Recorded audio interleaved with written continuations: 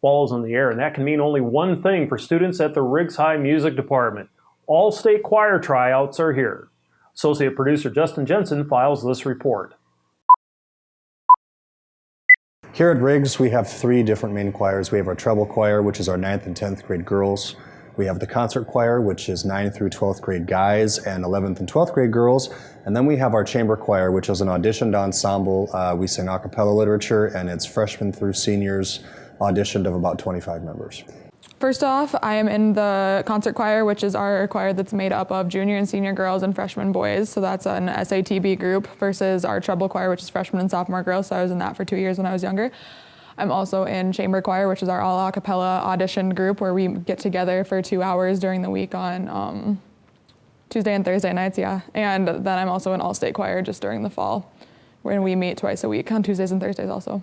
I am in treble choir, which is the in-school choir. I'm also in chamber choir, which is after school, and all-state, which is a temporary thing. All right, so I am in the concert choir, which meets every day in school. It is all high school boys and then 11th and 12th grade girls. I'm also in the chamber choir, which is an audition group that meets all year long on Tuesday and Thursday nights.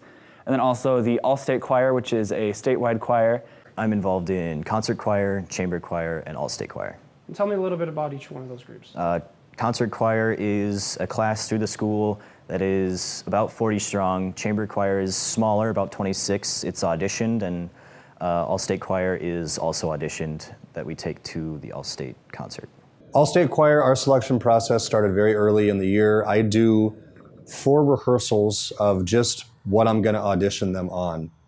I pick some of the all-state literature, and we rehearse just these little excerpts. And then when we have auditions, I place people in quartets, and they don't audition as a full quartet. They're still auditioning as individuals. And I bring in judges, and we listen to these quartets sing the prepared selections that we've done. I stay neutral, I stay out of it, and then the judges tabulate up, and we're allowed to send 3 full quartets to all-state choir. We choose an alternate quartet just in case. And yeah, that's how it's done. It's as fair as we can possibly make it. All-state, you prepare ahead of time, you prepare selections from the all-state music, and then you audition in front of 3 judges, I think, with a quartet, which is the 4 vocal parts. Last year, I remember you get kind of into grind time right beforehand because you want to have your music somewhat memorized by the time you get there, because once you get there, I'm pretty sure it's either 2 or 3 days of basically just all rehearsals, so you either lose your voice or you fight it and you keep your voice. I managed to keep my voice last year. I was very fortunate. I knew people that were not as fortunate in my quartet. But it's a really fun experience. I enjoyed it a ton last year, and that's why I auditioned this year. This is my 3rd year in all-state choir. I didn't audition my freshman year, and that's one of my biggest regrets in high school. Definitely enjoy it. It's a really fun experience. The concert itself, just going with all the different people from Pierre and spending a lot of times with some of your best friends is always a good time. And tell me a little bit about the event, because it's not just like a normal choir like we have that performs in the theater downstairs. It's a lot bigger than that. Tell me a little bit about the rehearsal experience of a choir as big as they are. Well, we meet, the concert's always on a Saturday. We go up Thursday night, and then Friday all day long we just have rehearsals with all of the different members across the state. And then a couple more Saturday morning, and then Saturday night we have our concert with all of us. That's a big experience. And where do you guys perform? Because you can't fit, what is it, like 1,000 people that's in the choir? Yep. You can't fit that many people in a theater on a stage with an orchestra in front of it. Where do you guys perform? Well, we alternate between being in Sioux Falls and Rapid City. We're in Sioux Falls every 2 years, and then Rapid City the next year. And then when we're in Sioux Falls, we're in the Denny Sanford Premier Center. You guys are currently preparing for All-State. Tell me a little bit about that process, the audition process and rehearsals. Well, first, we have 4 rehearsals before tryouts where we learn excerpts from the music we take to All-State, and then we audition on those excerpts, and those who make it practice until the concert, and then we go practice all day Friday, half a day Saturday, and then a concert on Saturday night. Cool. And tell me a little bit about All-State, because it's not just a normal sized choir like what you guys perform with in Pierre. It's a little bit bigger than that, isn't it? Yep, All-State Choir is about 1,000 strong, and we perform with a 90-piece orchestra. It's kind of a special All-State this year for you. It's your 4th year. Tell me a little bit about the journey of getting here and the experience. I auditioned my freshman year just like on a whim. He told us about the music and how he was having rehearsals for it, and I was like, okay, like I might as well go. And then he talked to me and he told me that I should maybe try auditioning, and I was like, okay, I might as well get some experience. And then I looked at the list the next morning after the auditions, and I found that I had made it, and I was like, all right, cool. And then I went, and it was one of the most fun experiences I've had during high school. This is an event that I look forward to every year, and I've been fortunate enough to go back 2 more times after that, and I'll be going back for my 4th next weekend. And it's a pretty big deal for your member. They have like a whole medal ceremony and everything like that. Have you gotten to watch that in the past? Yeah, we always, they do it right after lunch on the Saturday of All-State Choir, I believe it is, and so they just sit everyone down in like the little mezzanine area, or the choir is like standing up here, and then they just give everyone their certificates, and they get to shake hands with their director and stuff like that. So it's fun to watch. The treble choir and the concert choir, they're a part of the school day. The chamber choir is also an after-school activity. It also happens on Tuesday and Thursday nights at 7 o'clock. There's a lot of rehearsals. Usually, concert choir is in school, so that's 5 periods a week. And then chamber choir is an hour Tuesdays and Thursdays, and All-State choir is an hour Tuesdays and Thursdays. Can students be in more than one choir? Yes, they can. They are encouraged. The grade levels specify the particular choirs. For instance, treble choir is for 9th and 10th grade girls exclusively. The concert choir is for 9th through 12th grade guys and 11th and 12th grade girls exclusively. In order to be in the chamber choir, you must be in one of the regular school choirs to do that. And then anybody can audition for All-State. Well, my job is not just the high school. I do teach down at the middle school. I teach the 7th and 8th grade choirs. I see them separately on days where I'm down there. I'll see the 7th graders' second period and the 8th graders' first period. And then for the concerts, I usually combine them into one choir. And then I have my choirs here. The other periods that I have, I require lessons of all my students. So some weeks I can be busier than others, just depending on if students are coming in and getting their lessons taken care of. And I always encourage kids to take more than the required lessons for their grade, and some do and some don't. I graduated in 1999 here at Riggs. I was in, I guess, what would be considered now the old Riggs High School. It was the same choir room. It looked a little bit different. These risers were not here. We had wooden risers that were inlaid into the floor, and they were just straight across from wall to wall. At that time, we had a pretty big choral program. Each choir that Mr. Will Hansen had anywhere from 50 to 70 members in it. It was a great time. I was an All-State member myself. I was an honor choir member myself. I'm proud to come from Riggs and to be giving back to where I came from. In music, I look for a variety. And when I look for a variety, to me, that's exposure for them. They sing things they obviously would not hear on the radio. They might not hear very readily out in society, as not a lot of it is as mainstream as what they might be connected to. So I choose a variety of literature from different styles like spirituals and folk songs to multicultural literature in different languages.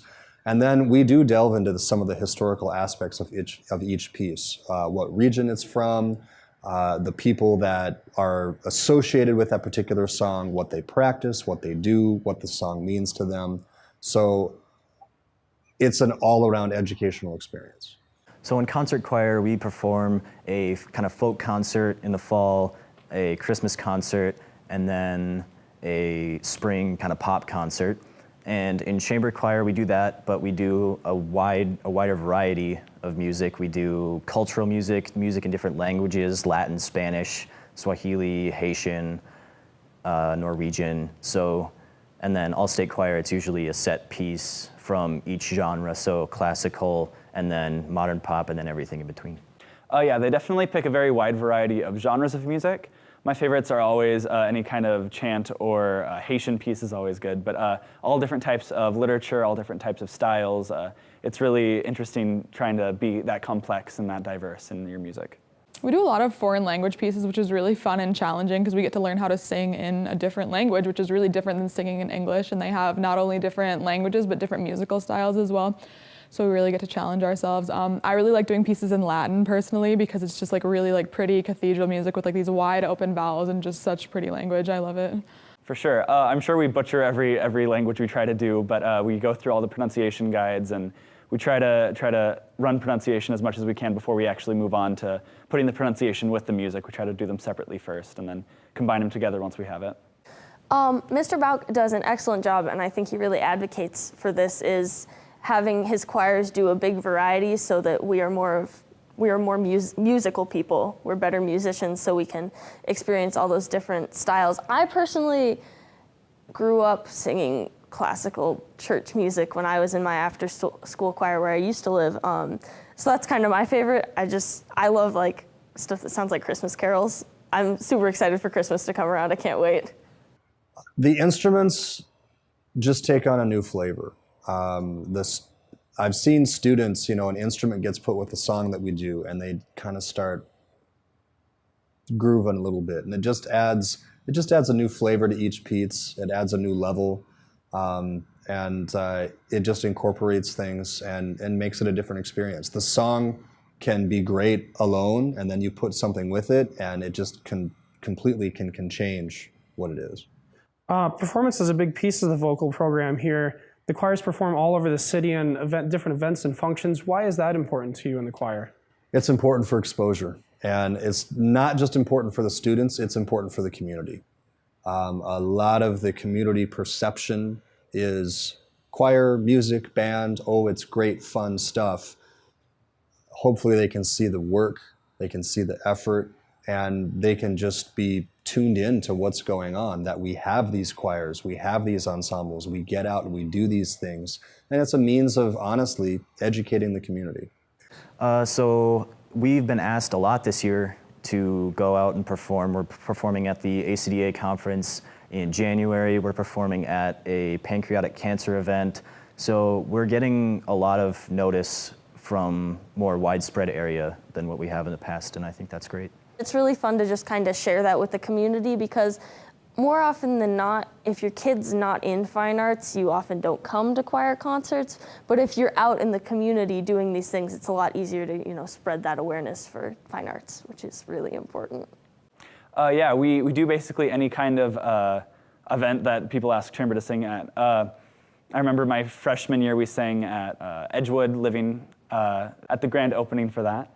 And just different stuff like that, singing for national anthem at school board meetings, stuff like that. So any kind of outreach, we try to be as involved in the community as we can be.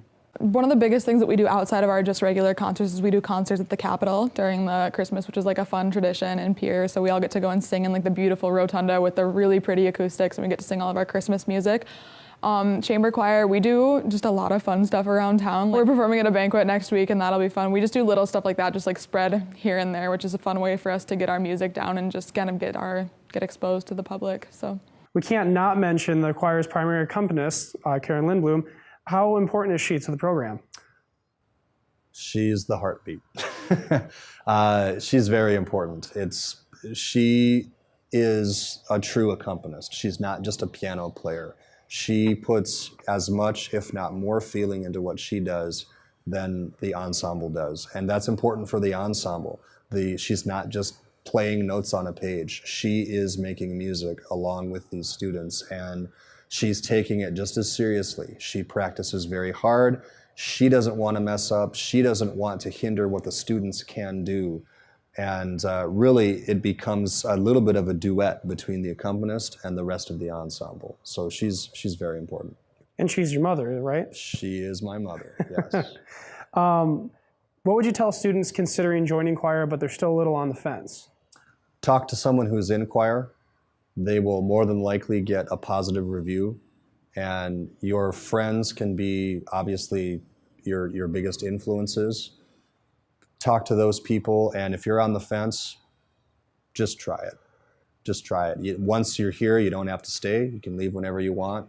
Just give it a try. You might be surprised that you might just like it, and maybe it's something that was missing from your school day or from your life. I would tell them to do it, hands down. I'm a big believer in the power of music, and it's what I'm passionate about, and so I think that everyone should give it a go and find the same joy that I found in it. I was on the fence about joining too. When I first moved here, I was in 7th grade and I didn't join choir my first year, and it has been my biggest regret since, because I missed out on a really exciting year, and all my friends were in choir. I really wanted to, but I was just so nervous about it. And then I joined, and I've had such a wonderful time. Mr. Bauck puts so much effort into this group and into all that he does with the fine arts, as does Mrs. McKeith and Jensen. They put in so much effort, and it really pays off. And I'd say if you want to join choir, you just got to try it. Because if you don't like it, you can stop doing it. It's not like, I mean, Mr. Bauck's going to ask you why. He's going to want you to maybe try again, but if you don't like it, you can stop. But you should try it because it's so fun. I've enjoyed it so much. It's like the best part of my day, my Tuesdays and Thursday days. I would say at least just give it a try. I was not involved in choir at all until I started high school. And I didn't end up being like that behind or anything. I was able to get caught up, and I was able to meet some of my best friends too. Even just trying it taking up the class for a couple days, you can always drop it after the first few days of school, but even just trying it, normally you won't regret. I would say try it. There's no negatives to trying it, and if you just do the class, it's like any other class. You can drop it if you don't like it, but I would say try it because it's a blast.